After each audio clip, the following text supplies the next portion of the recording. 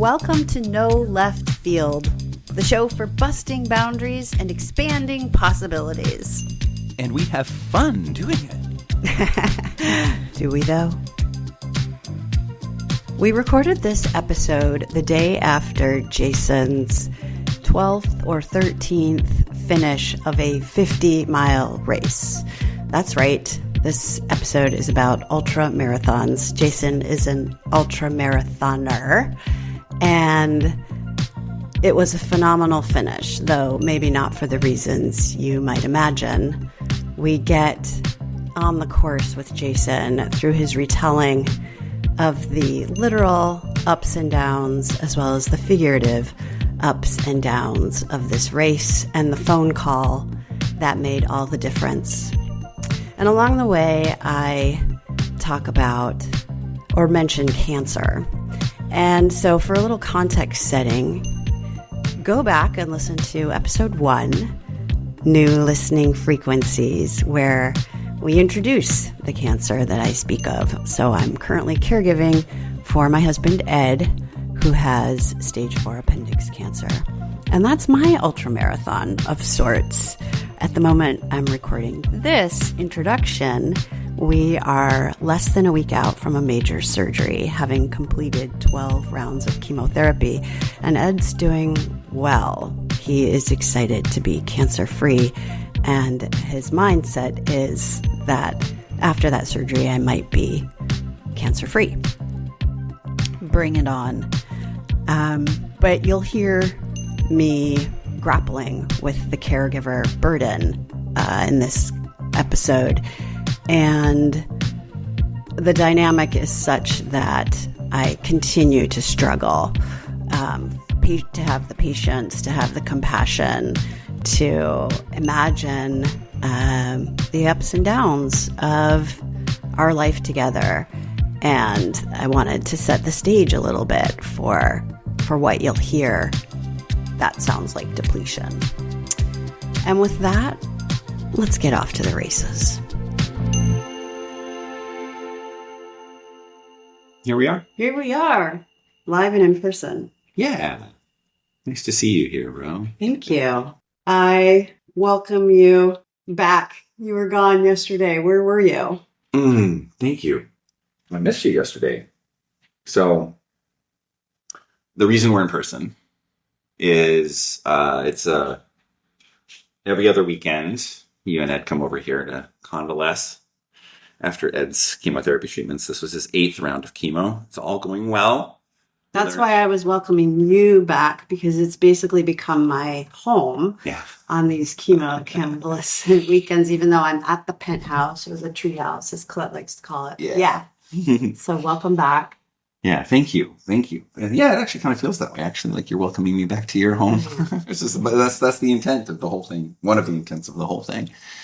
And I had mixed feelings yesterday about doing what I was doing, well, for a number of reasons. But so what I was doing yesterday was I was running a race called an ultramarathon. This specific race was a 50-mile race in the hills of the East Bay, starting and finishing at the Lake Chabot Marina. Cool. Traversing over 8,000 feet of vert, as we call it, elevation gain and elevation loss.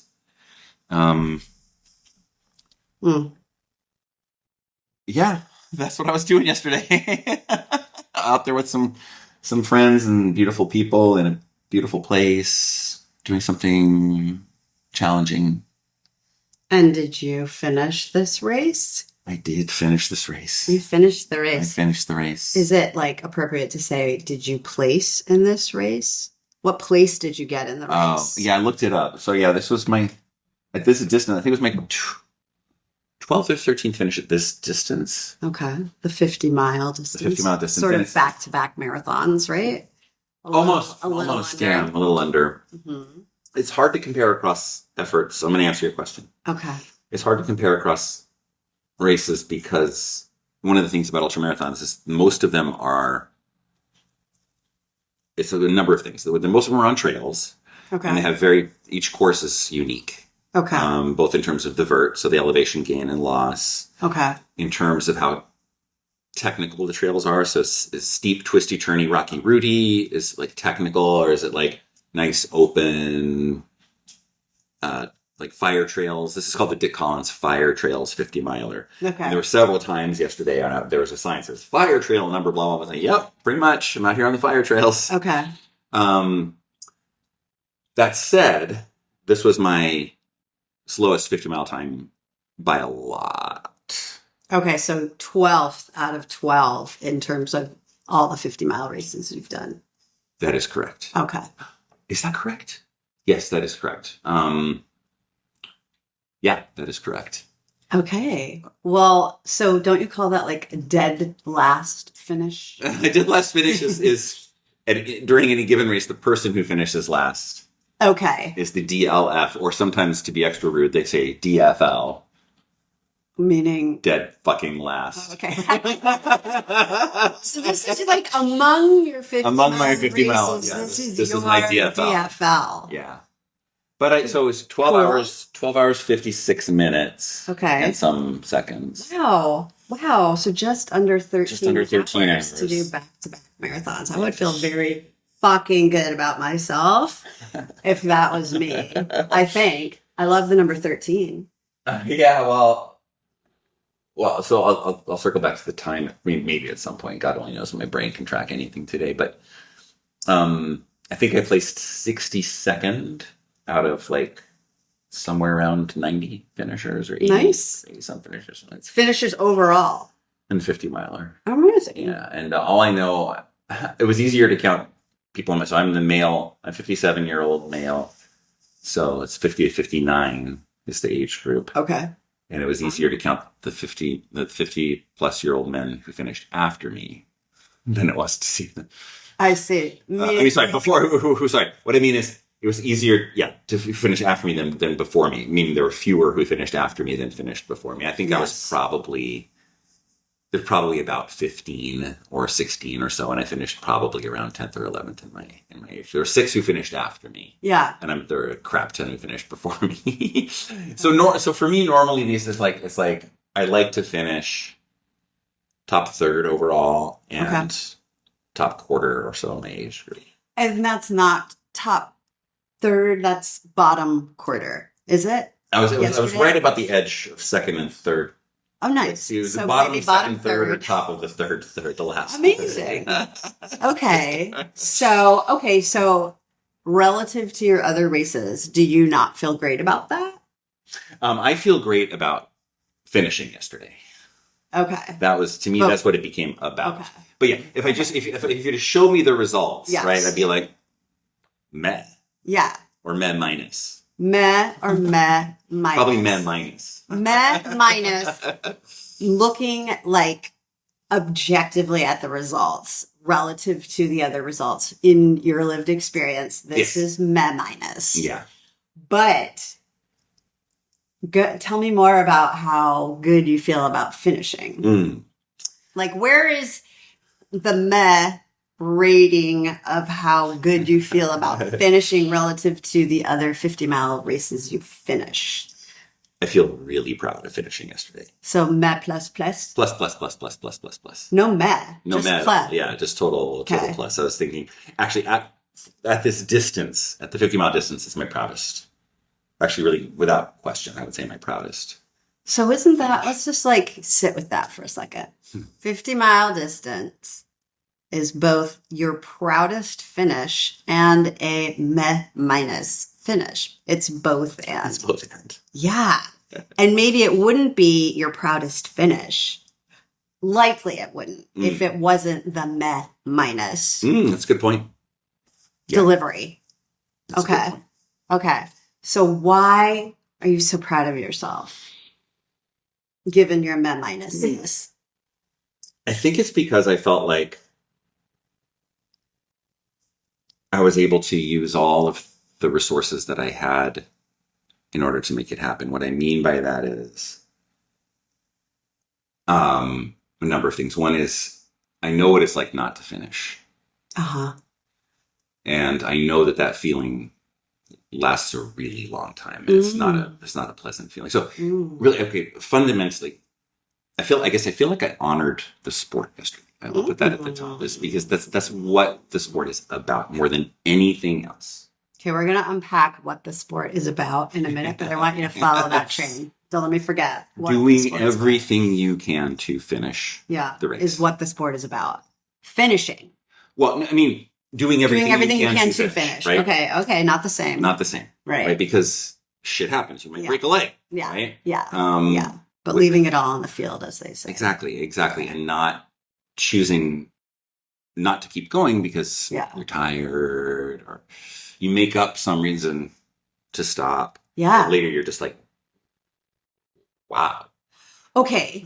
So in the moment, you can really justify stopping, so many right? Reasons. Tell me one from yesterday. Okay. So, and this is also when I talk about resources that I'm also proud of, was I called Colette, my dear spouse and fellow ultra runner, because I was getting pretty close to telling myself that I was going to stop, that I was going to quit at the next aid station. Yeah. I was getting pretty close to doing that. Right. You were considering quitting at the next aid station. I was considering it. Yeah. Yeah. And but also pretty close to feeling like I'd already made up my mind. Right. And I was like, I'm not going to make this decision without talking it through with Colette, because the most convincing, I know that my stomach, like continuing to eat is a hard thing for me. I get very, very nauseated. It's hard to take in calories. I know that that's not a reason to stop, because I have in the past gone hours and hours and hours without food and managed to finish a race. I just go really slowly, right? So that's not a reason to stop. Okay. That's like the main thing. That was the main thing that was persuading you to quit. Actually, not. We're not there yet. Okay. There were other things. I'm tired. I don't feel good, right? But none of that makes sense, because that's the point of the sport. It's like you push through that stuff and you keep moving forward. Right. What was different yesterday was, how many weeks ago was it? 3 weeks now, I think. Mm-hmm. When Colette and I were doing some international travel, and we were in London, and I felt a little postnasal drip feeling, or postnasal discomfort, which turned into a full-blown like sore throat, which I think was strep. Okay. Which then led to a stuffy nose. I didn't ever get antibiotics for it until, later I did. But anyway, I wasn't really able to treat it. I was just sort of resting. It turned into a really stuffy nose when we flew home from Sweden, 2 flights. Both flights, my ears got all, I had stuffy nose, and that can really mess up your ears on an airplane when you fly that way. And my right ear in particular was just extremely uncomfortable, and it hasn't been itself. I've been battling this cold, this ongoing head cold. I took 5 days of antibiotics, which just ended on Wednesday. I also had my COVID and my flu shot on Tuesday, I think, or was it Monday? Monday, I had my flu and my COVID shots, which knocked me for a loop.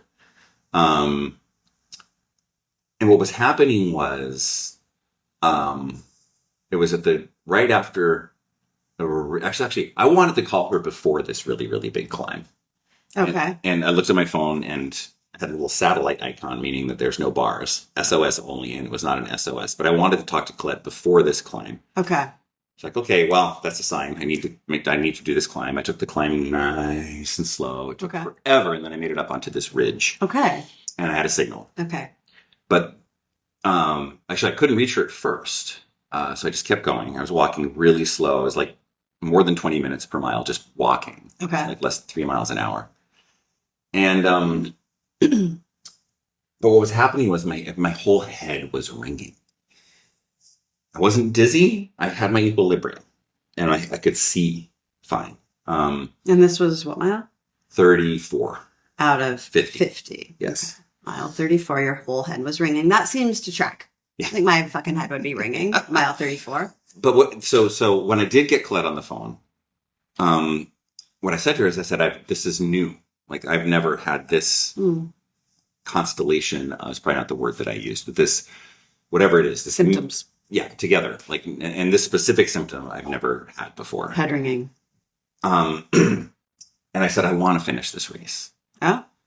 And I did sort of worst case scenario math that would put me in about 13 hours and 40 minutes after sunset. But I thought I said, look, first thing I said is, I'm fine. Don't worry about me. I'm okay. I'm safe. I just need to talk through the situation that I'm in. And express the question that I asked her. I said, I'm just not sure that I'm safe out here. Mm-hmm. And that's when she started asking me some more detailed questions about what the feeling was. And she even asked me, she said, I know you've had vertigo before, like labyrinthitis. Mm. She said, is it like that? I said, no, because like that, to me, that's part equilibrium and part visual. Like I can't focus my eyes. Everything's swimming in front of my eyes. And it's like, it's not that. I'm smiling because I kind of like want to experience labyrinthitis.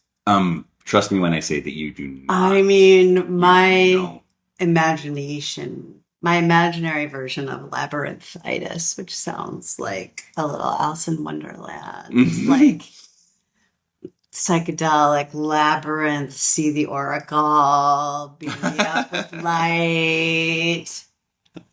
Find your angels. Go ahead. Yes. That wasn't it. Vertigo. You do not want to experience labyrinthitis. Great. Just say that. So okay. She said, and you weren't. I was not experiencing that. And she said, yeah, and we experience new things in ultramarathons all the time. That's part of the challenge. Right on. Is you never know what you're going to get or the day that you're going to have. And this is happening. Big deal. I don't think you're unsafe. Okay. And so we said, okay, sweetie, I'll keep going. Very, yeah. I was going to say obedient of you, but you made up your mind and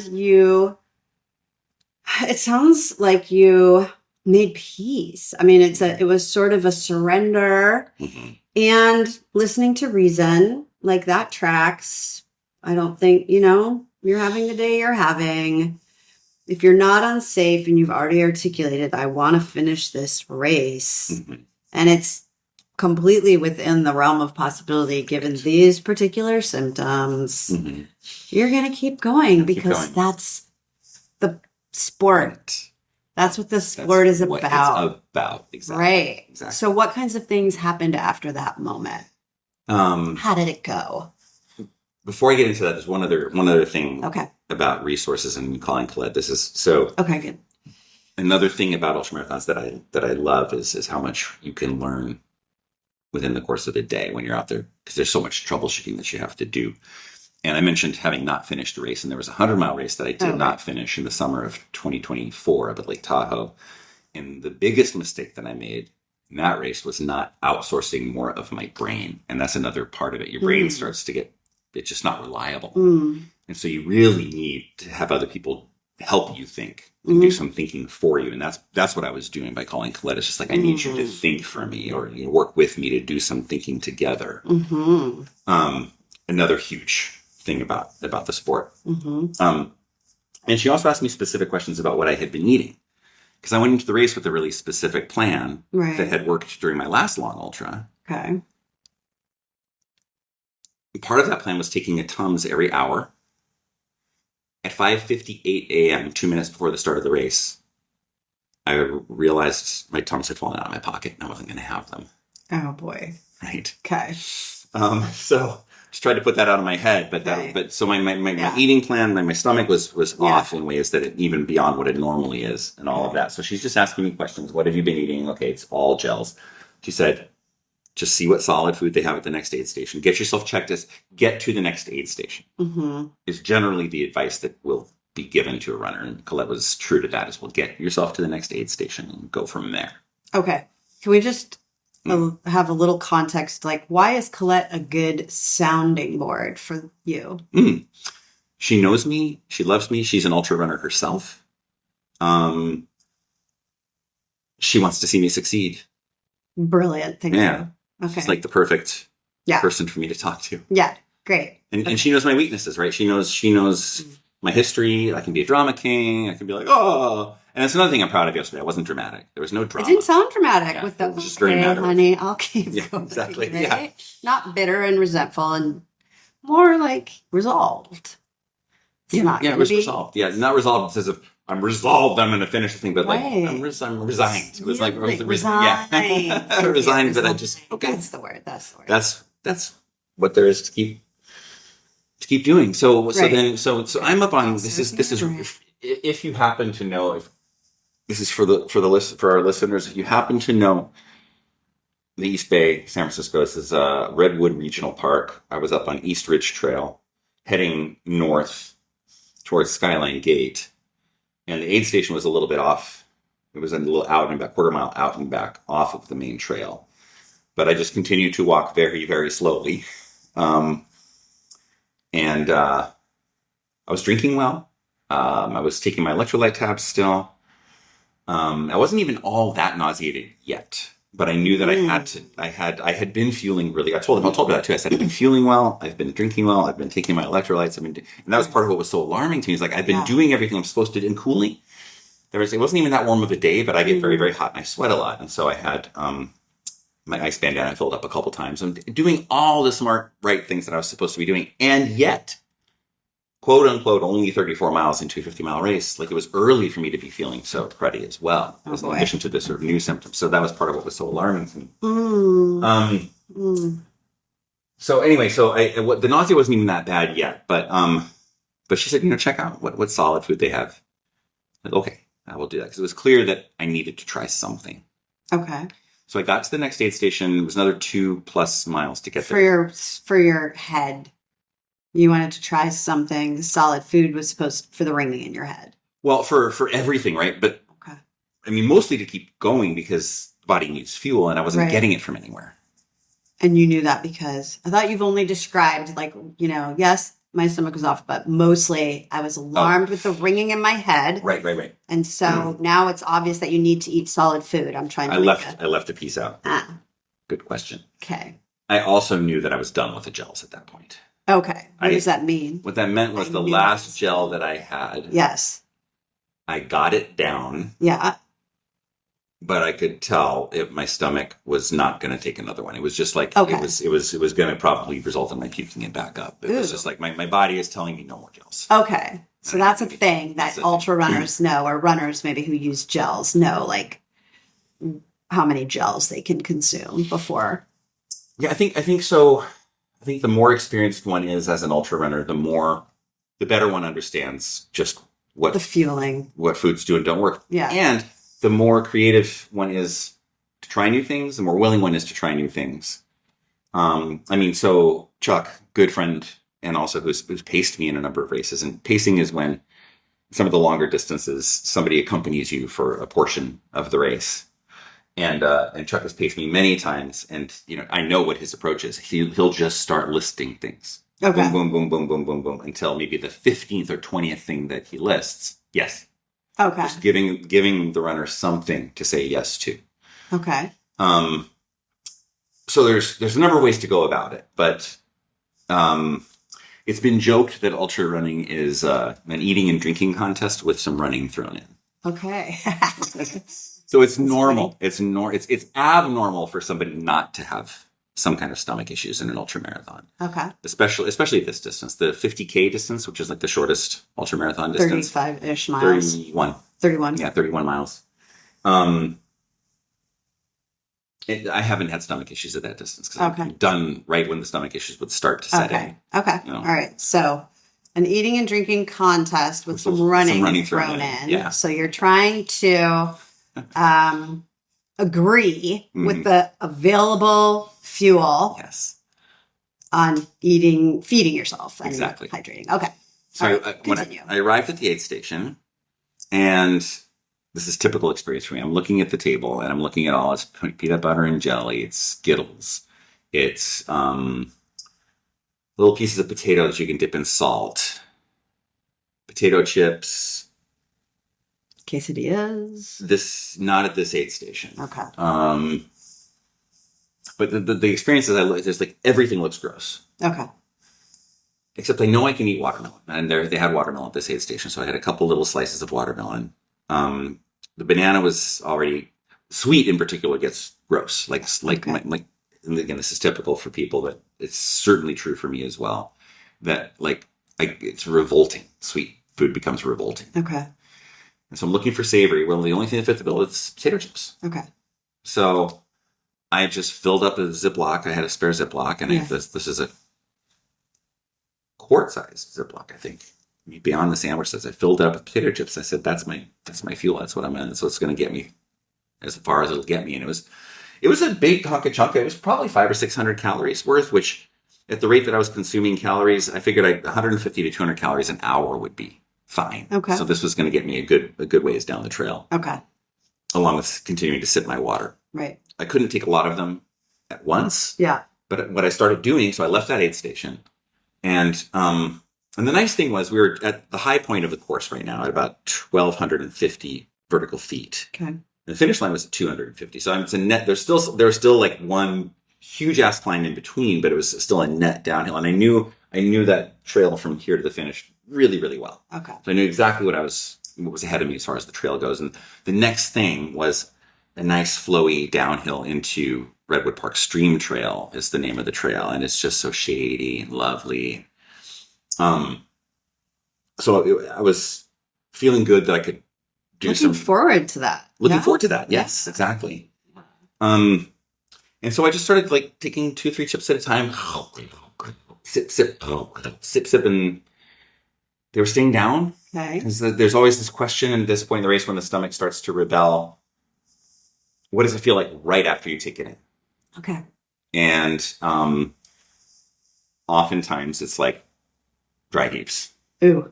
Yeah. Okay. But this was not happening. Dry heaves meaning like you can take it in, but your stomach is not happy. Yeah. Yeah. I guess. Okay. Yeah. And it's unpleasant for probably more unpleasant for the people who have to hear it than it is for me. Although it's extremely unpleasant for me too. Yeah. I just can't imagine.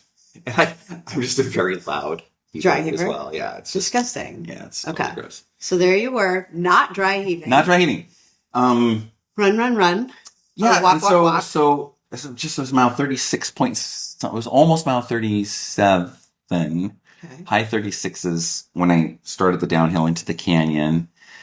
And I was moving really great. And actually, on a training run, I could do that first mile probably in under 8 minutes.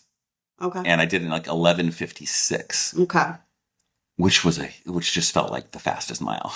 Okay, cool. Because like I said, I had one of my miles up on East Ridge was over 24 minutes. That's how slowly I was moving. Yeah. Yeah.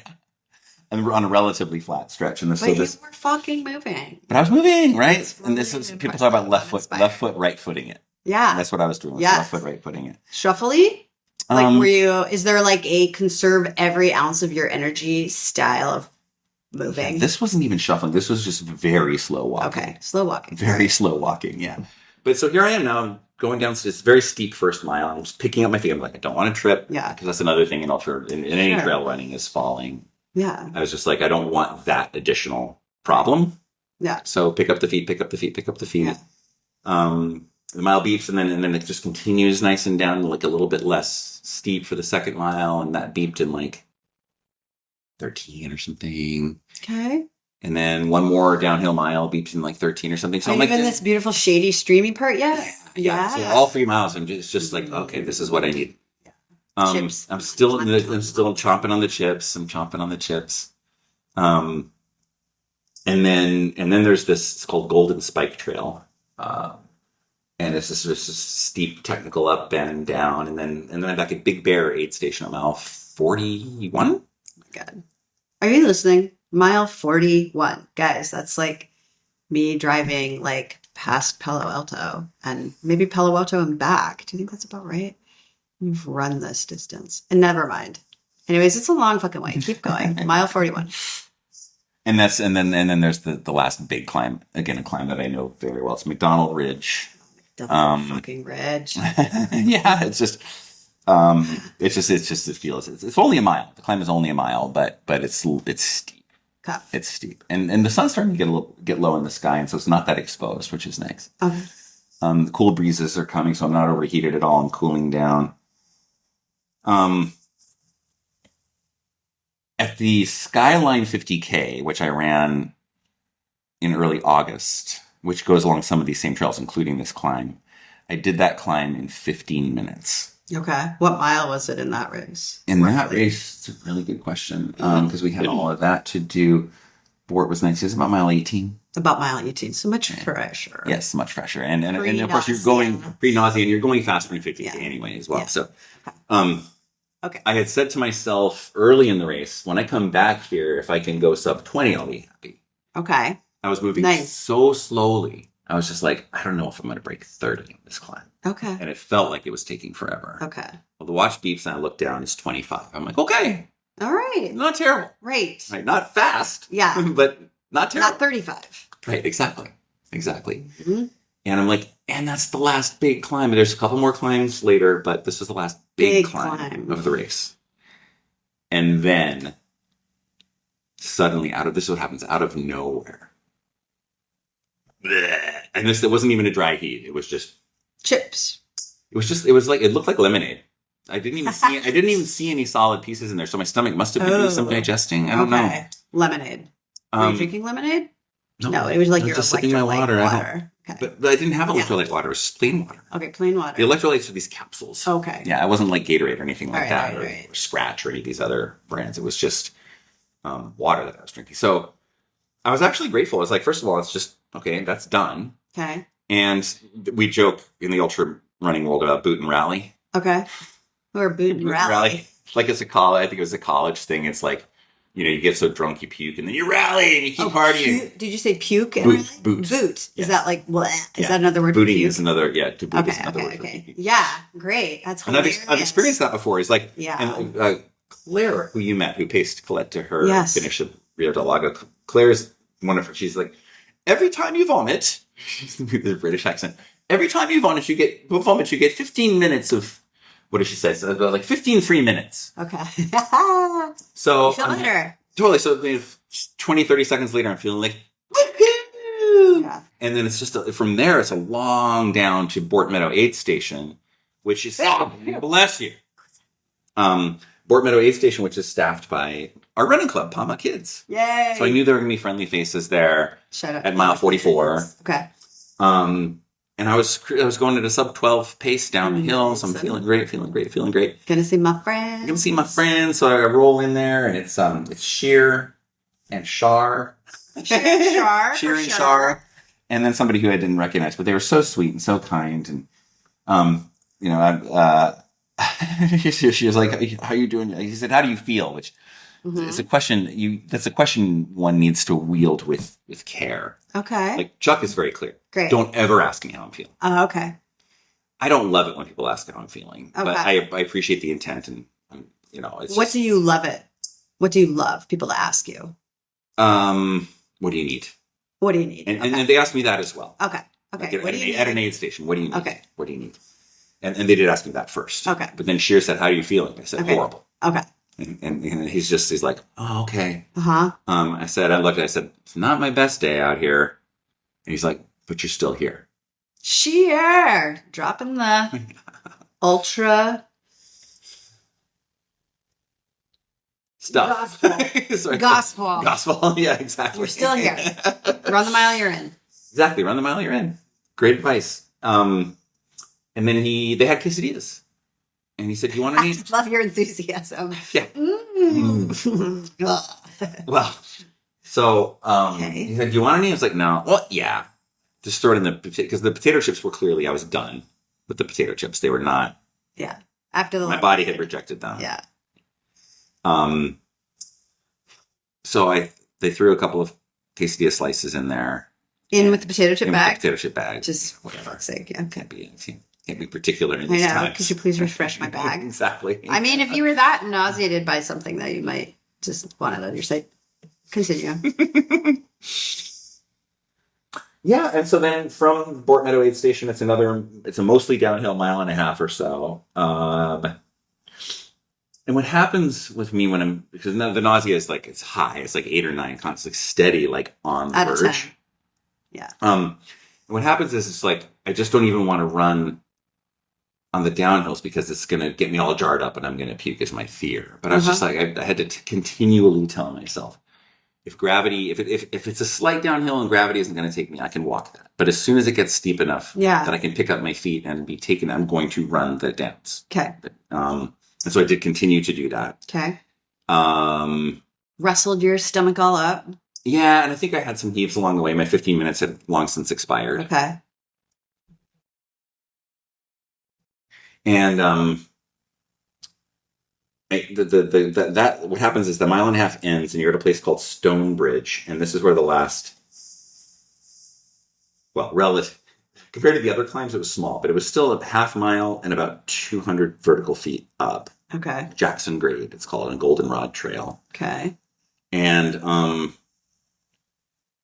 I just pulled my cap down, looked down, and just started left foot, right foot up. Ooh. And you guys, for our listening audience, this is like, imagine like forward bending at the hips and sort of like drop your chin to your chest and raise your eyebrows and then make like robot arms and move them up, down, up, down. This is Jason's interpretation. Except I'm not moving my arms. So at this point, I had my hands on my waist for so many miles. I'm not sure why. It's just it was the most comfortable thing. Uh-huh. And like at some point, somebody asked, "How's your back?" "Oh, my back's fine." Okay. But I was wearing on my right and left knuckles. They were actually getting worn down. They were starting to sting a little bit because of chafing on my knuckles. Oh, on your knuckles for rubbing against my wet shirt for so long. Yeah. Chafing on your knuckles from the wet shirt. And I can feel myself grimace. I'm like my face is hardened into this grimace. Okay. And I was at the point now where like I see somebody's legs out of the left side. "Good job, keep it up." Under your cap. Under my cap. And Thank you. Thank you. That was good. Not fuck you. Good. Now if she'd said, "You're almost there," I would have said, "Fuck you." Yeah. Okay. I wouldn't have said it. I would have thought it. So yeah, left foot, right foot, you get up, and then you get the final aid station at the top. Okay. And they're like, "You have 4 miles to the finish." Okay. Yes, that's nothing. And I said, "Do you want any melon?" They're like, "Yes." And there wasn't watermelon. There's just cantaloupe. Okay. I took one bite of the cantaloupe and tossed the rind in. I was like, "Okay, I'm good. Bye."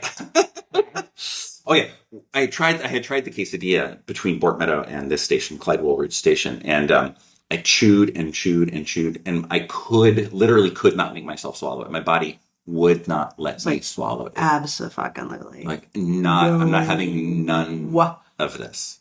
None of this. Don't be an idiot. So I spat it out. Spat. Exactly. And so at this point, it's just like, I just got to make sure so I'm taking in 0 calories. And again, I know that's okay. I can do this. I've done it before. Okay. But my stomach doesn't even want water now. Oh boy. So I'm just taking these tiny little sips frequently, tiny little sips of water because I have to have water because you can die without it, right? I'm not going to die up there, right? But I didn't want to get, and another thing was, so I had peed nicely early in the race. But I hadn't peed now for hours and hours and hours. And I actually stepped off before the Big Bear Station at mile 41 to take a pee. And it was lemonade colored, which is fine. It's when you get to the Coke colored, pee, which I've never had. Okay. I've never had that. Okay. But that's when you want to go see a doctor. Okay. Okay. So then I left by Clyde Woolridge. And so I'm doing math in my head too. It's just like, sun goes down at 7-ish. Yeah. That's 13 hours in. We started at 6 a.m. in the dark. My worst case scenario had me finishing at 7:40 p.m. So I was like, okay. And I'm always saying, if I do 20-minute miles, when am I going to finish? At this point, it's like, I'm going to finish at like 7:13 if I do 20-minute miles. Okay. It's like, I guess if I do 15s, I've got a chance of finishing under 13 hours. But I just have to go. I can't think about that. But maybe you were thinking about it. I couldn't really stop thinking about it. I couldn't stop. Because you're in a fucking race. It's a race. That's the thing. It's still a race. You're still in the fucking race. Okay. And I also knew, by the way, they said 4 miles to finish. I knew it was more like 4.2 because I know these trails really well. Yeah. It's like, yeah. So there's actually a climb out of the station, but I just know these trails really well. And oh yeah, okay. So Chuck, I generally finish these races ahead of Chuck. He's 10 years older than me. He's incredibly accomplished, persistent, and inspiring ultra runner. But he hadn't passed me, and I knew he would before the finish. I had a strong sense that he would. And here's someone coming up behind me. This is about Yeah, this is in the first mile still after the aid station. He says, "Don't turn around." Chuck, I said, "Chuck, hey, good to see you, buddy." He's like, "Oh." He looks at me, and I was like, "Yeah, not my best day." He's like, "Well, you're like you're still doing it." And then he just marches. He has this style. He doesn't run very much. He just marches He's so fucking fast. Okay, I love it. So fast. And he's known for this too. Fast. The Chuck march. Nobody can march. The Chuck march. I love this. Amazing. Okay, I love it. So Chuck passes me. And my watch beeps, and I look down, and it's like, it's 13 something or 14. So it's like, okay, all right. And so it plunges down to the lake level, and then there's just a little bit of up and down, and then you cross the dam. And when you cross the dam at the north end of Lake Chabot, you've got 1.5 miles on pavement. And there's 3 climbs. And I'm thinking, I didn't really know where I was. I was going to wait for the last beat before the finish line to see if I really had a chance. But what I noticed was, after that first climb, I got passed by, it looked like a father-daughter. Mm. They were running. And I was just like, let me try that. I'm just going to try that. Running. And what I remembered at that moment was a 100-mile race that I did back in 2022, where the watch beeped at mile 96. And I said, if I can do 15s from here, I'm going to break 26 hours. Okay. And I just started booking it. Okay. And despite my nausea, I didn't even think about my nausea. I just booked it and I ended up finishing 25:46. I ran my last mile in under like sub 9-minute pace. So I'm like, I don't think I can do that, but I know that I can just go and just like nausea be damned. If I puke, I puke. Okay. And so here's another funny thing that I was mindful of. So there's this woman named Andrea, and we have this really funny relationship. She's like this incredibly outgoing, also very, very talented ultra runner. She does so many of the 100-mile. Like, she is so strong. Okay. And she and I ran the Western States 100-miler the same year in 2023. And at mile 70 at the aid station, I had some chicken broth, which is off-brand for me because I'm mostly vegetarian, but it smelled good and it tasted good. And then right out of the aid station, I puked 3 pukes and it was out of my stomach. Somewhere after that, I saw Andrea. She's like, Jason, that was so gross. I mean, I can't believe you were like puking there in the woods. She's like teasing me. She's like, I get so grossed out by puke sounds. So now we have this whole thing. Whenever I see her at a race, I'll like fake puke. Uh-oh. You know, like I'll be like, bah. And we had a couple, one of the out and backs, we saw each other, and then she passed me she's like, are you okay? This is when things started going south. It was on that climb. Okay. I mentioned a lot of climbs, but right around in the early 30s, she saw that I wasn't moving well. Okay. And she's like, are you okay?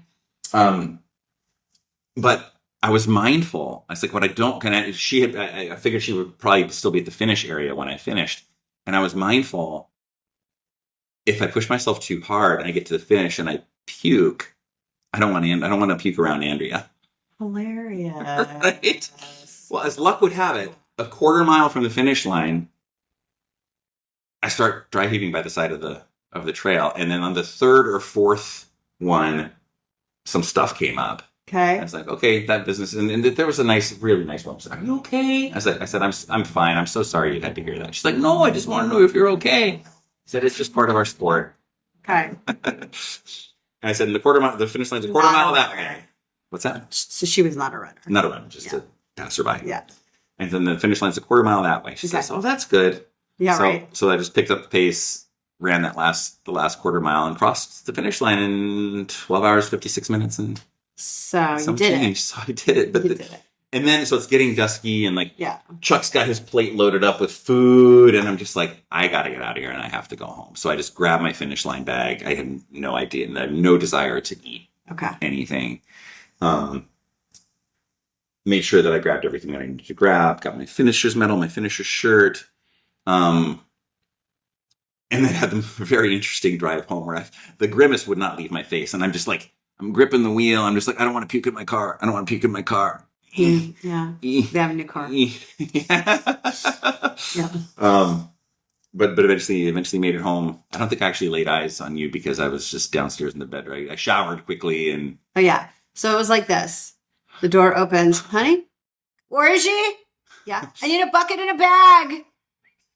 Feifei opens the door right out of the shower. Dad, Are you okay? Dad? Dad?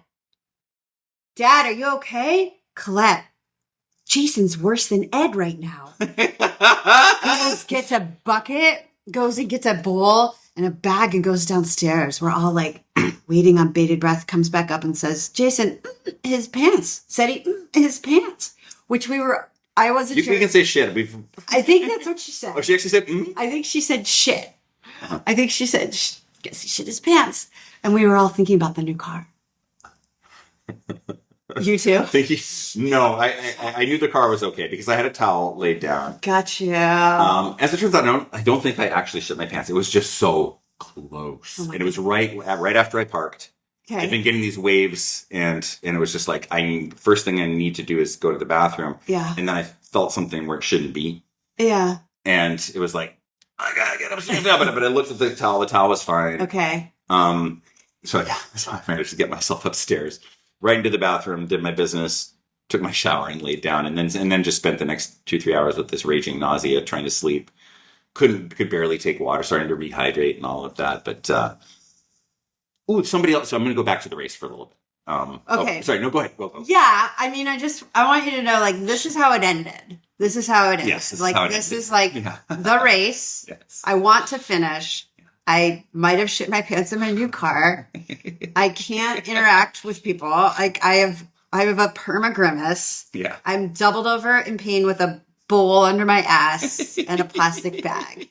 And I chose to do all of that. That's true. Ed had his 8th chemo round and is similarly indisposed, but Jason signed up for a race. Yes. And that's how, okay. The toilet was under my ass. The bowl was in front of me in case I needed to puke.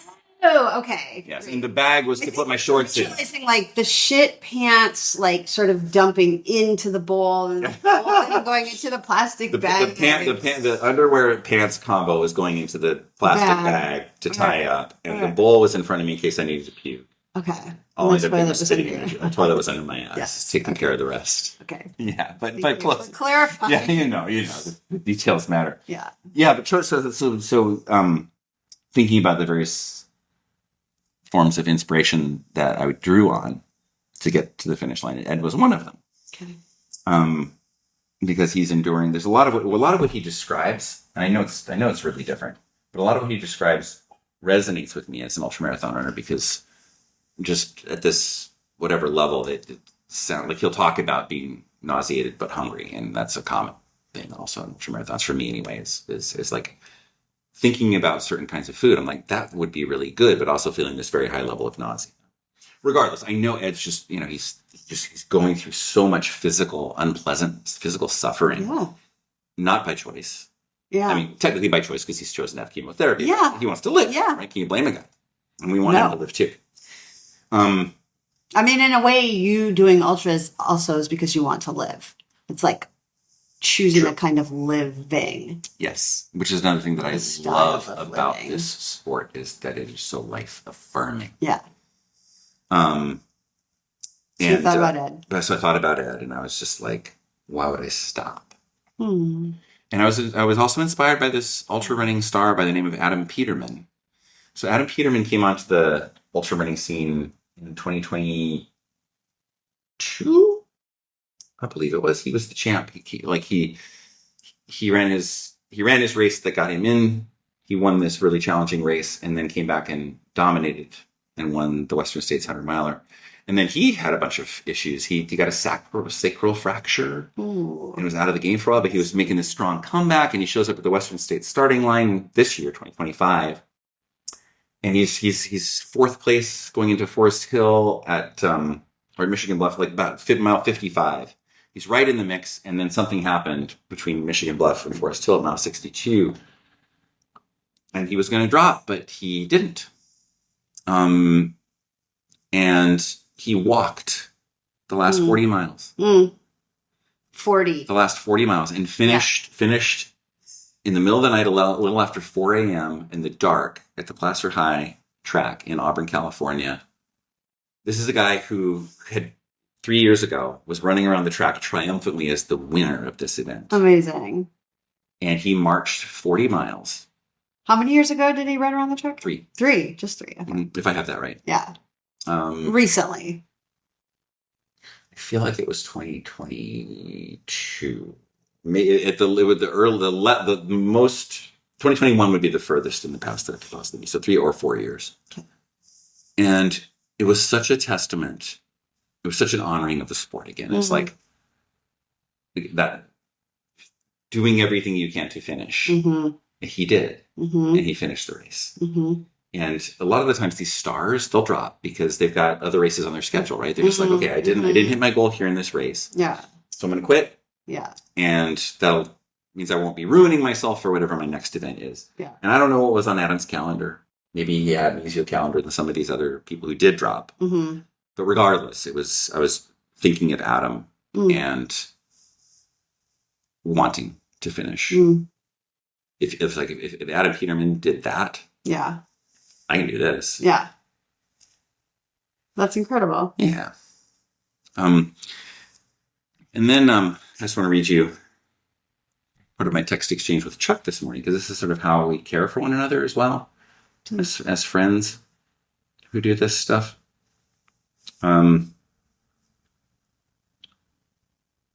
He texted me last night. He said, "Congratulations, Jason, on toughing it out today. Recover well." And then I texted him this morning. I said, "Thanks, Chuck. Congrats to you as well." And he says, "I was just going to text you to see how you're feeling today. I hope you got some protein and liquids in." I said, "I still haven't eaten anything, but will soon. Raging nausea last night. Thank you for your concern, my friend." He says, "My timing was probably very off yesterday, but it did not feel good to me to be passing you. It was a very clear sign to me of how much you were having to endure." Which I thought was just super sweet. And I said, "That is a kind thought for you to be having while passing me. Heart." I said, "I'm glad the prof," that's our name. His nickname for Colette is the professor. Okay. Funny. "I'm glad the prof talked me into continuing, though. One of my prouder finishes for sure." And he said, "I was feeling a lot of respect for your soldiering on yesterday." Wow. So many feels. That is a beautiful exchange and reflection of the, human spirit. I mean, we were talking a little bit earlier today about how your body was clearly saying, this is not good for me. And you used your will, used your mind and your tool of the prof, but really talked yourself into finishing and got your body to kind of be guided by spirit and will. And I'm thinking about those words, soldiering, toughing it out, like those war metaphors or, toxic masculinity metaphors or whatever. Boys don't cry, toughen up, and what I heard you say at the start of this conversation was really soft and yielding and resigning. Okay, honey, I'll keep going. And to me, the balance of those is key. And I definitely want to hear more about honoring the sport and what your sense is, because I think one of the reasons this topic was on our list of things to talk about is because there's a lot of misunderstandings about ultra running. At least I think you were expressing a kind of othering feeling when you tell people that you do this and they're like, that's crazy. Why would you do that? It's usually just, that's crazy. That's crazy. Okay. And then there's not any curiosity. Oh, not curiosity? Not why would you do it? Right. Yeah. Say a little bit about that. Yeah. Thank you for asking that question. Because that's how does it make you feel, and what is your response? I mean, I understand it. I understand it because I think it's a relatable response to something that we don't understand. And it also is, there is so much, it's such a rich world. This world of ultra running is like such a rich world. And I hope our listeners are getting that sense, right? There's a lot to it. And like, we're really just scratching the surface in this conversation. Mm-hmm. And I think that, if you were to survey people in the ultra running, people who run ultra marathons, I think you find curiosity is a huge motivator for all of us, or almost all of us. Sure. Like we want to find out. Yeah. What do I have today? Yeah. And tonight and tomorrow, however long, because for some of the longer events, right? Like, yeah. How am I going to respond? Yeah. When it gets tough? Yeah. All these questions. Yeah. And, as somebody who's, to whom curiosity matters a lot and is an absolutely core motivator for me. And also I happen to think like one of the pillars of any hope that our species may have for a better future is curiosity. We've got to be asking questions. Mm-hmm. And so, this is not to throw shade at anybody who says, "Oh, that's crazy," Mm-hmm. because again, it's a relatable response. I understand the response, and it's a missed opportunity. Mm-hmm. Because like if you go and talk to us, we're not a bunch of like weirdos. We're like whatever that means. I don't love that word, but it's not like we're like a cult who's out there doing like. It's just like. Sure, we there's probably a through line of a certain amount of curiosity and tenaciousness, persistence, whatever it is. But these are like regular folks who come out and do these things. And we all have our motivations. I think there's a disproportionate number of, like, for example, of addicts, right, who have channeled whatever their demons now. Sure, right? They're not trying to reconcile their demons through taking drugs, alcohol, whatever it is, but. Through this, but it's a pretty healthy coping strategy if you think about it. Immersing yourself in a community and doing something that's good for you physically, right?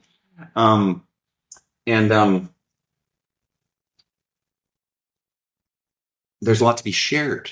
So thank you for the opportunity to share about this as well, because it might seem kind of trite to say the metaphor is just so like hackneyed and played out. It's like life is a journey, but it fucking is. And we encounter difficulties in our lives always, and there is human beings. So you said earlier, like it's the response that's crazy tracks from people who don't understand around something you don't understand, right? But what you just said is like we all fucking understand. The journey that we've all been on. And it's like the framing of ultra running like a journey.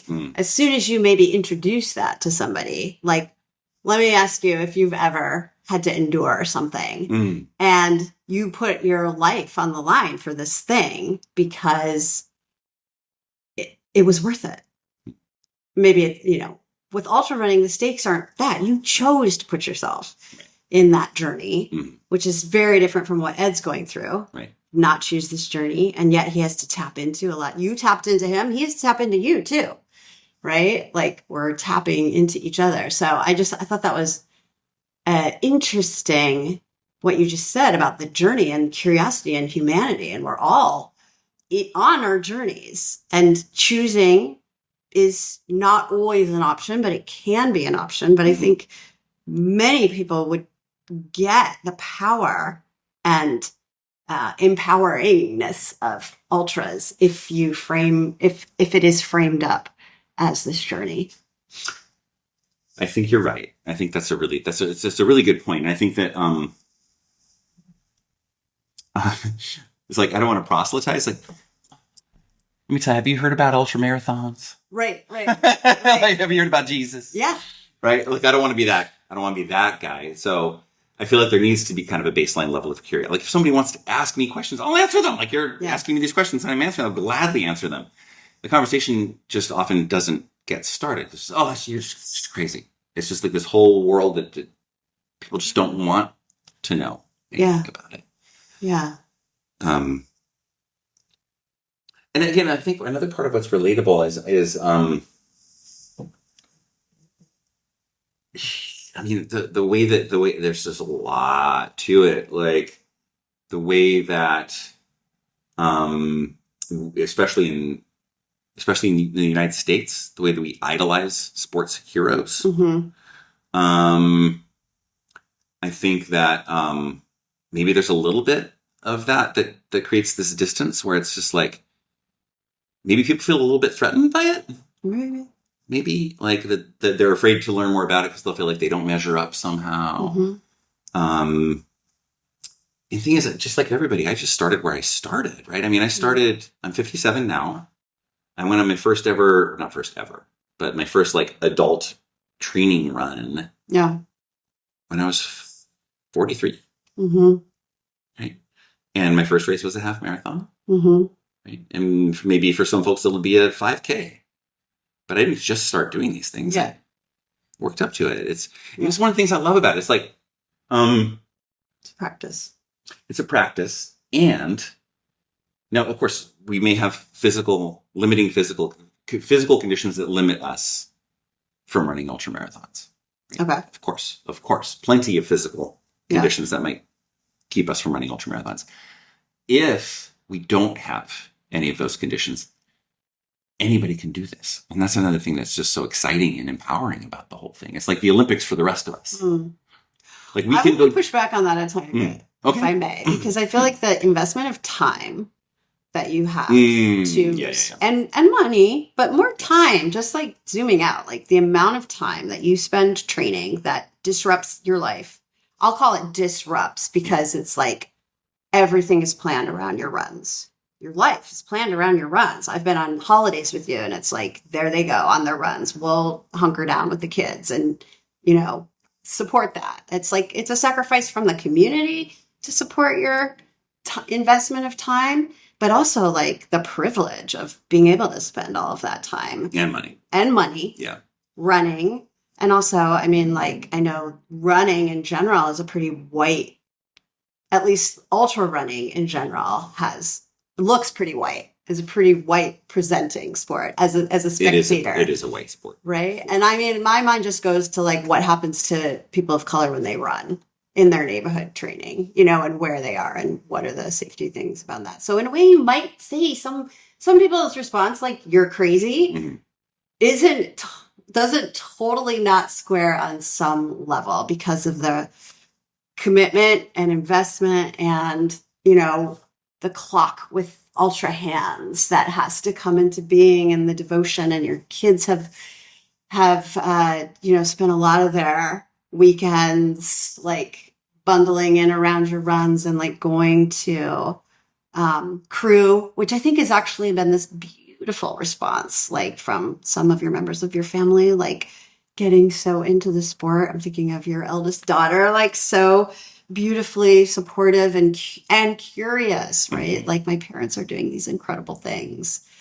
And that is super wonderful and incredible to see. I really am inspired by Feifei's like bundling in around, being curious, being supportive, being sort of familiar with the community and all of the crewing that's whatever, the art of the crewing and all of that. And all of that. Driving to and from, just being private, right? The village. Picking me up at 2 or 3 in the morning, picking me up at 2 and 3 in the morning up in Oregon when our race got canceled because of fires. Yeah. Like that kind of stuff. Yeah. Yeah. So anyways, I'm just like, not to say not everyone can do it, but just like freckling in. It's important context. And I appreciate you calling out specifically the privilege.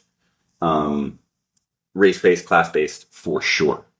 We're incredibly privileged. Time-based, whatever that means. So I think what I'm trying to get at, even though I guess I expressed it in a somewhat clumsy fashion. What I'm trying to get at is in the circles that I travel in, which is still mostly white people. Yeah. Still mostly people who are relatively well off financially, here in the Bay Area at least, who have access to trails. That subset of the population could do this if they decide. It's not like, so I could spend every single day of my life training. I'm never going to be an Olympic weightlifter. And that could be from age 2, I could have been training to be a weightlifter, and I would never be an Olympic weightlifter. I would never be a 100-meter champion, but I could run ultramarathons. That's I think what I'm trying to get at. Like we have, like, a lot of us, this much larger swath of the population than Olympians or champions at high levels have access to something. Yeah.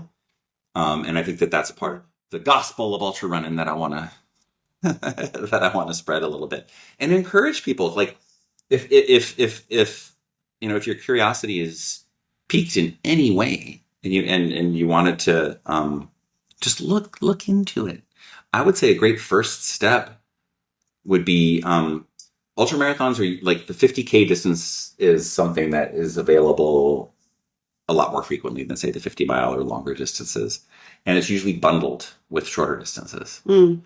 So check out if you see a 50K in your area that also has a half marathon or a 10K or a 5K, and you want to go try it and walk it. Right?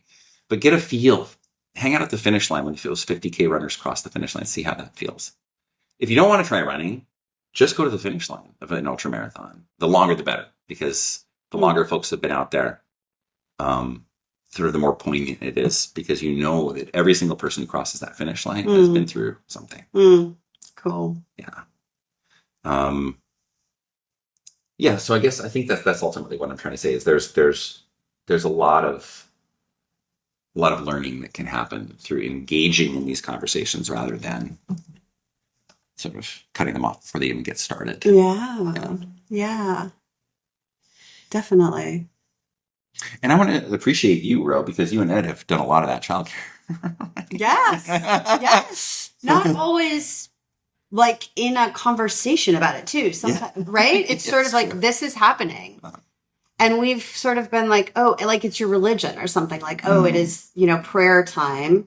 We accept that. You've made this choice, and it is, you're not proselytizing, but there is a kind of evangelical, like, hook, line, and sinker. Like, you can't halfway be an ultra runner because it takes so much practice and work. You won't make it. Like, you won't be able to do it. Like, I can't just go out and be an ultra runner sometimes, I don't think, I think, you could get to a point where you've established enough of a base with your training where you could, but you still got to train. You still got to train. You got to train. And isn't there a little bit of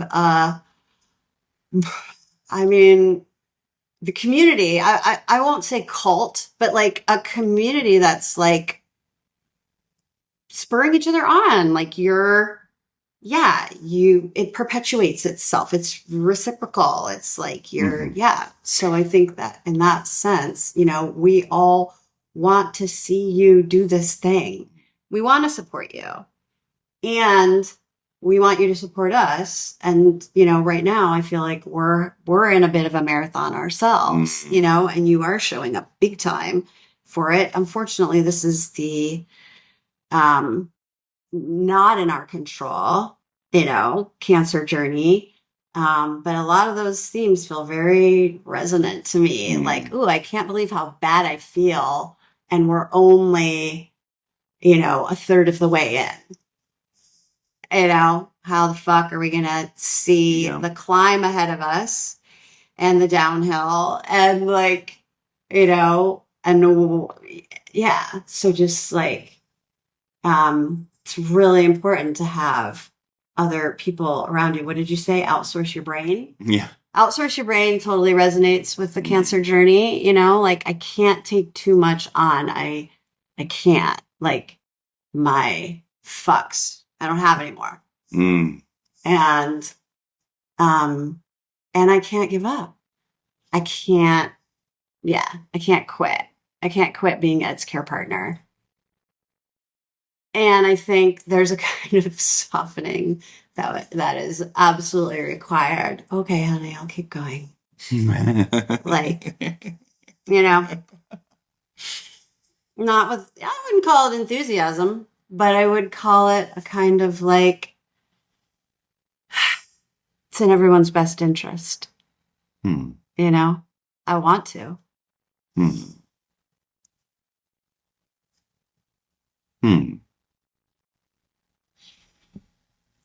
Yeah, this whole sort of acquiescing piece I hadn't really thought of too much before this conversation with you. But Yeah. Acquiescing, resigning. yeah, exactly. Acquiescing, resigning. It's just like Yeah. left foot, right foot. Yeah. Yeah. It isn't necessarily always about resolve in this like, I don't know, like Grind charging it out. forward, right? Power through, tough it out. I mean, back to the sort of like soldiering on, like,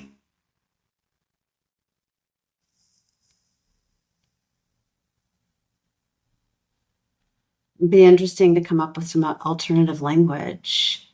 Mm-hmm. I saw you choosing to finish yesterday. Mm.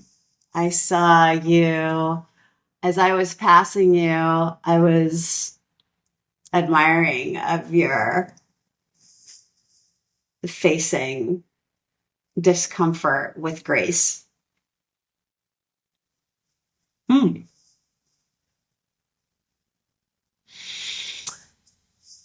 There was also I love that idea of rethinking our language. And our response, right? I mean, that's what the language does. It communicates our response to this, which is doesn't. Right. Yes. I did one of the, a lot of stuff passes through the mind all those hours alone out there. And when I was thinking specifically about this physically kind of violent language and thinking about where I was thinking specifically about Buddhism and some of the images that you'll see on the walls of Tibetan Buddhist temples. And some of the imagery is really, really violent. Mm. And like swords decapitating, right? And like blood and like stuff like that, right? And like when we think of Buddhism as this really peaceful religion, and it's this paradox, but it also makes complete sense because in that context anyway, the violent activity is directed at the negative, destructive, or the thoughts that can lead to destructive action. It's one metaphorical way of thinking about how to approach our thought stream and fighting against the inner demons. You could think of it that way as well.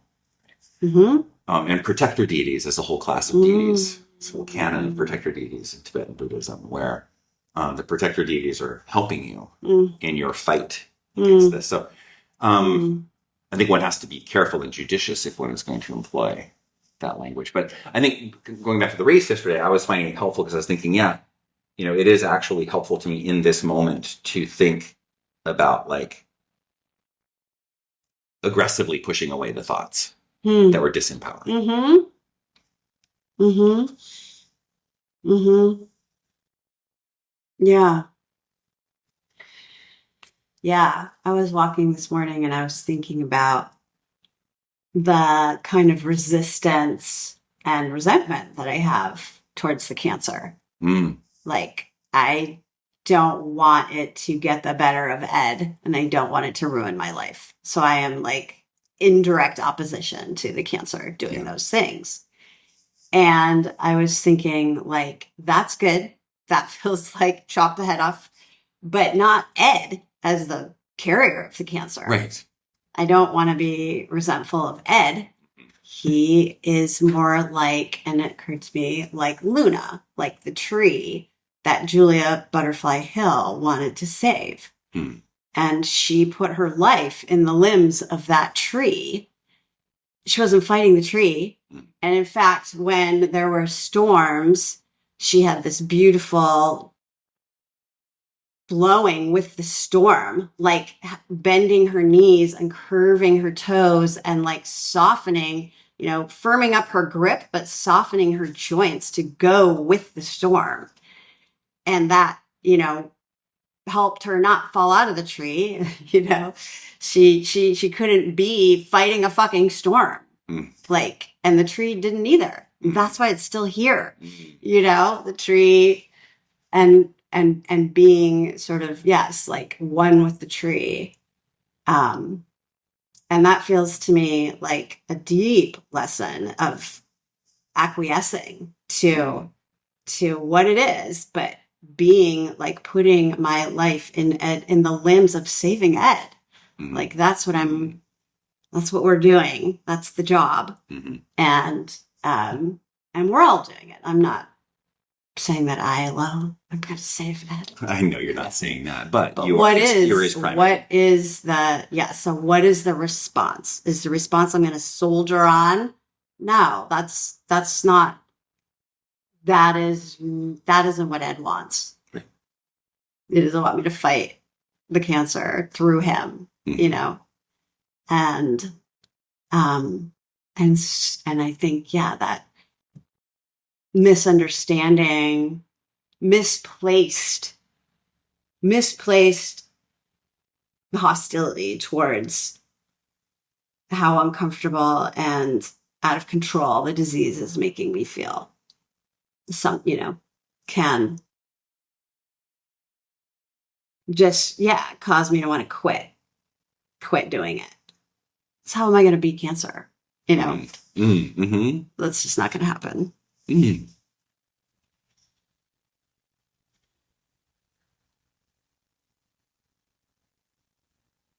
Wow. Yeah. Yeah.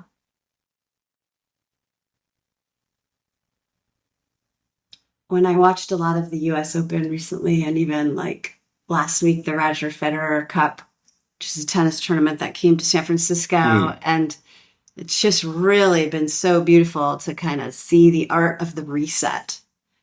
And, in tennis, one stroke of the racket, one serve into the net, you have to reset. And then there are like long rallies that you're like getting every ball, and then you slip or go the wrong way and you lose the point, after you like did some amazing things to save the point, then you lose it. Anyways, you have to reset. You have to reset. You have to reset. And you can see when people hold their grudge from losing the last point to the next point, carry it over in their bodies, they're unsuccessful, I think the temper tantrums almost always make you play worse. Almost every player who has a temper tantrum goes on to lose the next point or the set or the match. Like, right. Mm-hmm. Now you can have it if you don't reset, I guess is what I'm saying. Like letting go. Yeah. You can acquiescing, making your peace with something. Exactly. Yeah. Shaking it off and starting fresh, like a sense of like possibility and curiosity. There was I think I shared this story with you, Ed. I'm talking about opening up this world of ultramarathoning to people and all of that. And it is a very other world as well. And which is why it's so attractive. Right. And so, every once in a while something will happen where I'll be like, it's so different from what would happen in the everyday course of existence. And this was, I was pacing Colette at this 100-mile race in 2023. It's the middle of the night. And it's mile 70-ish. And there's this 2-mile stretch of technical downhill, a lot of roots, a lot of rocks. She had fallen earlier in the race, when Chuck was pacing her, and thankfully no injuries, and she was able to keep going. And I was out in front of Colette, and I hear this, and this thud. And I turn around and look, and Colette's she's flat on the ground. And you think about like, if that happened when we're just walking around, be like, sweetie, are you okay? Yeah. Let me make it all better there, all of that. It was just like, okay, sweetie, here, let's get you up. Okay. Any broken skin? Oh. Are you injured? Are you hurt at all? Okay, let's go. Yeah. That's it. Nothing more. You don't talk about it. Yeah. Oh, I just fell. Yeah. And her job is to forget about it. I was pacing Chuck once in the middle of the night, and he took a spill. Mm-hmm. And he got back up, and we did the whole thing that I just did with Colette, and he's fine. We kept going. And then we continued our conversation, and Chuck says, Sorry, Jason, can you say that last bit again? I was in the middle of a pity party. Cool. Yeah. Yeah. Self-awareness. Right? Man. Yes. Yeah.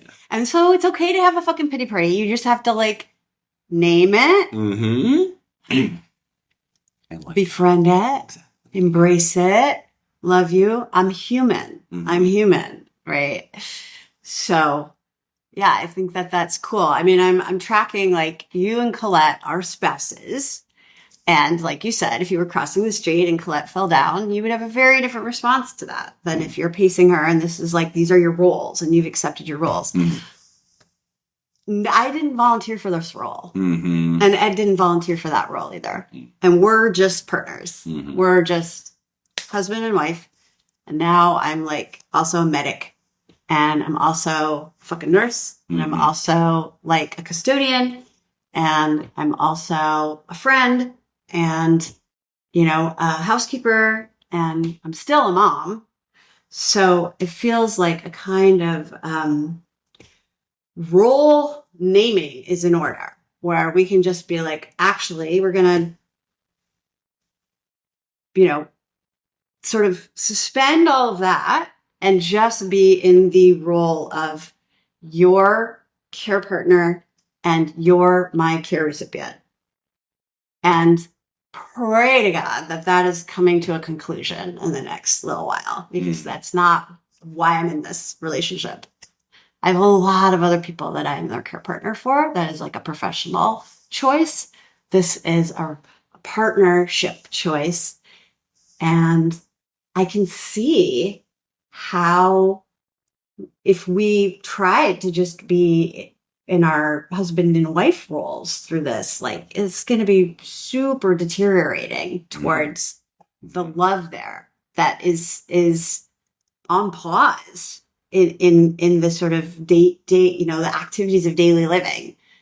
The love that we share is very much like transforming into these other kinds of obligations and responsibilities. And yeah, which doesn't feel like us. And so it feels clear to hear you say like, oh yeah, it's the racer and I'm the pacer and that's what we do. And she falls on her face. And I just say like, come on, keep going. Any broken skin? And if I could do that for a fucking year, I'll be really proud of myself. I'll be so proud of my finish.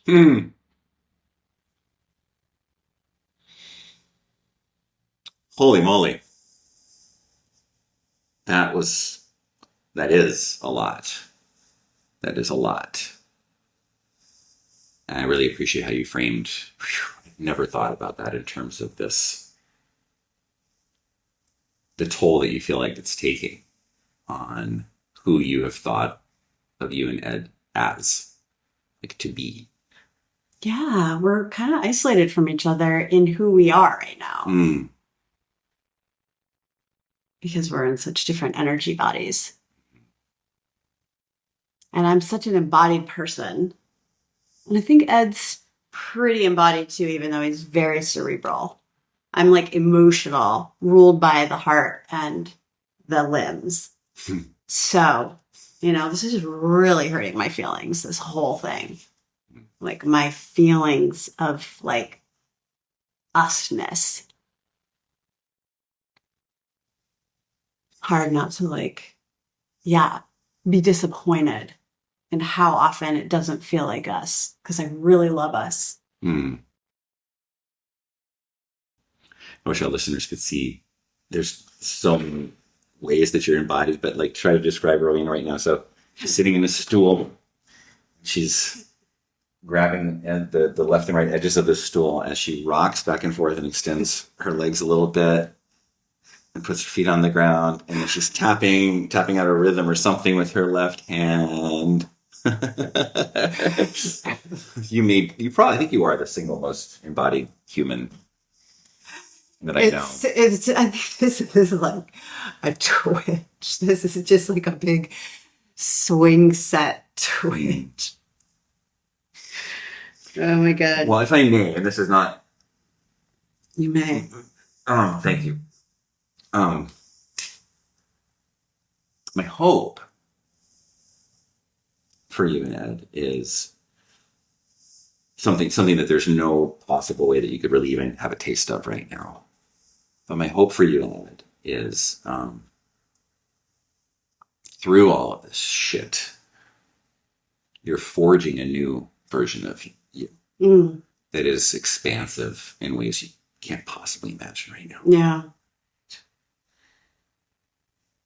Yeah. And maybe it's a push to draw this analogy, but it feels apt. So I'm gonna say it anyway. Just like when I'm puking at the top of that climb at mile 42, 43, whatever it was, it's hard to imagine how it's going to feel at the finish line. Yeah. And relationships go on and on and on. There is no finish line, right? I mean, till we die, right?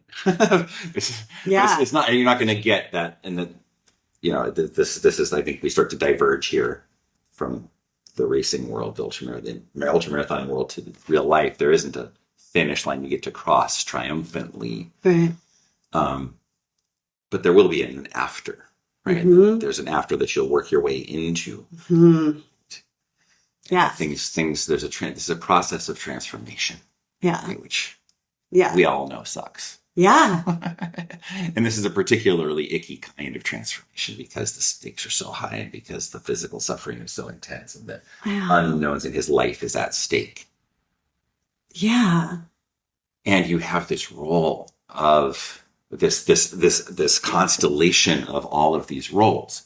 Right. That, yes, Colette and I get to play a part, but you live with the dude, right? Like when he's like, you got to do.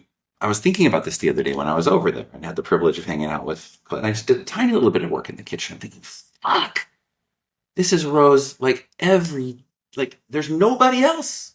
There's nobody else to do this. Every little thing, every last little thing. It's you. Holy shit. That was awesome that you did that little thing.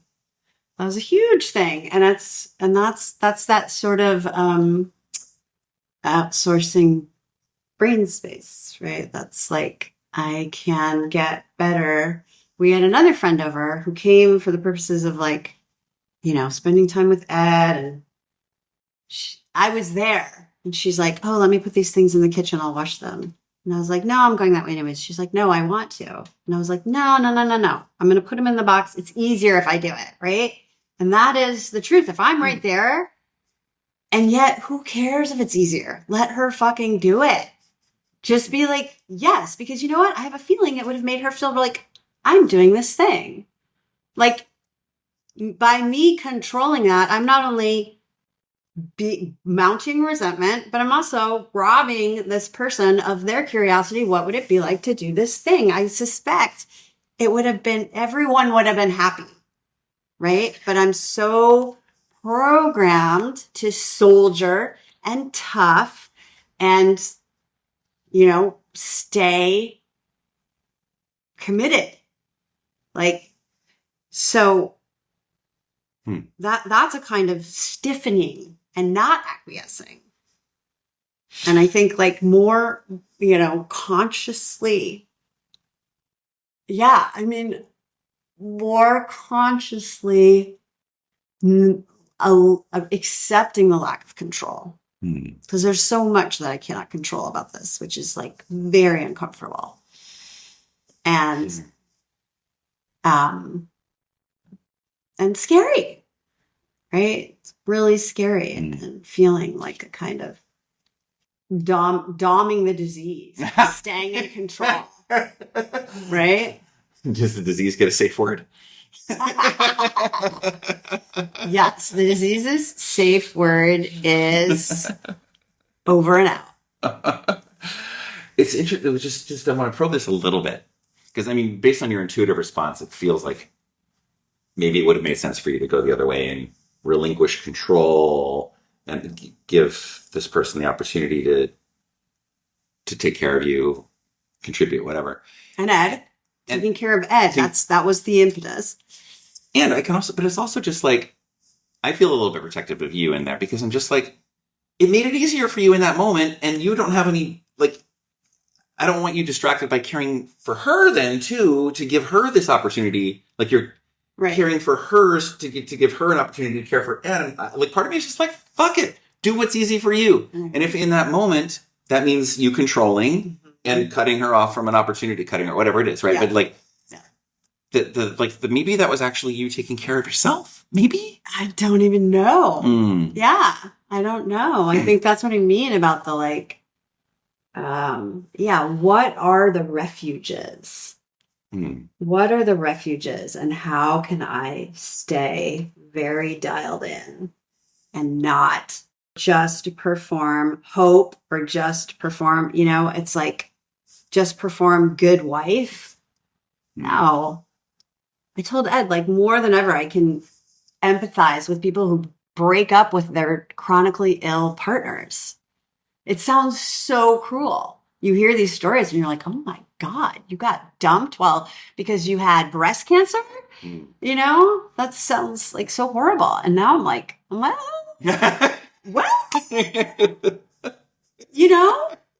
do we sign up for sacrificing our quality of life to our partner who needs so much more help than us? Just me. So much more, and then I can go like, oh my God, like we have all that help. It isn't just me. It actually isn't. And that's where I sort of come back to the, like, how can I like stand in my commitment and my like Julia Butterfly Hill, putting my life in Ed's limbs to save Ed. Like, I'm so on board with that. Like, love that guy. Like, I want Ed to like survive this so desperately, And I guess he does too, which is why he's agreed to this particular marathon of treatment. But there's so many aid stations. I like this one, Treehouse, the Penthouse aid station, and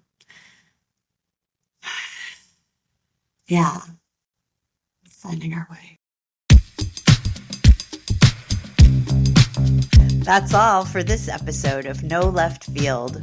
If you enjoyed it, give us a 5-star rating and follow the podcast. That will help others find us.